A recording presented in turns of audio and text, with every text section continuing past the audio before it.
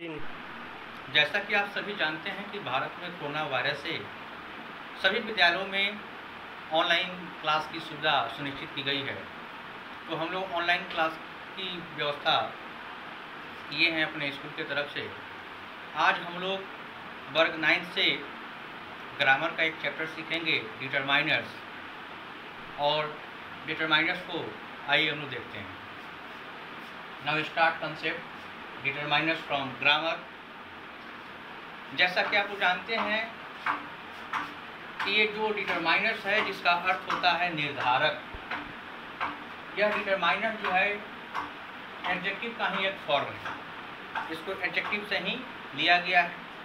Adjective के बारे में हम लोग क्या जानते हैं? हम लोग ये जानते हैं कि एडजेक्टिव का काम है किसी भी नाउन के गुण या विशेषता को बताना। Adjective is a word that qualify a property of a noun और a pronoun। एडजेक्टिव किसी नाउन या प्रोनाउन की गुण या विशेषता को बतलाता है। ठीक उसी प्रकार इंग्लिश ग्रामर के ग्रामेरियन लोग एडजेक्टिव से ही एक ब्रांच तैयार कर दिया, एडजेक्टिव का ही एक फॉर्म तैयार कर दिया और उस फॉर्म का नाम रखा गया डिटरमाइनर्स।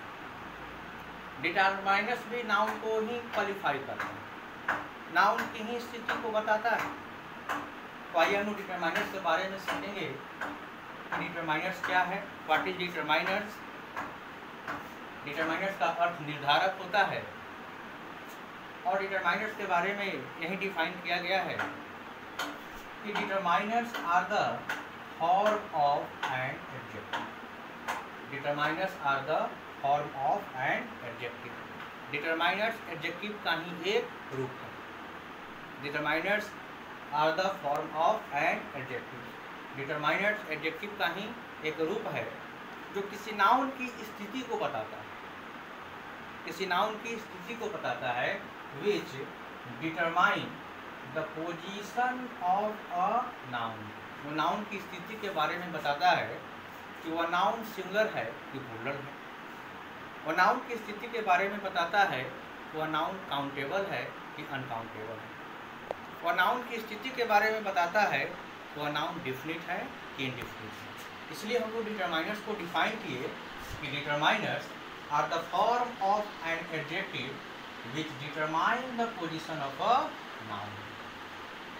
इंग्लिश के अलग अलग ग्रामेरियन और बुक पब्लिशर्स के द्वारा ग्रामर को विभिन्न तरीकों से क्लासिफाइड किया गया है। किसी बुक में डिटरमाइनर्स को 8 टाइप्स में क्लासिफाइड किया गया है, किसी में 6 फॉर्म्स में क्लासिफाइड किया गया है, किसी में 10 टाइप्स बनाया गया है। लेकिन हम लोग अपने सहूलियत के हिसाब से यहाँ डिटरमाइनर्स को 4 भागों में वर्गीकृत करेंगे, 4 भागों में क्लासिफाइड करेंगे। There are 4 types of determiners. पहला जो फॉर्म है डिटरमाइनर्स का, पहला जो टाइप है वो आपका आर्टिकल। आर्टिकल्स के बारे में हम लोग परिचित हैं।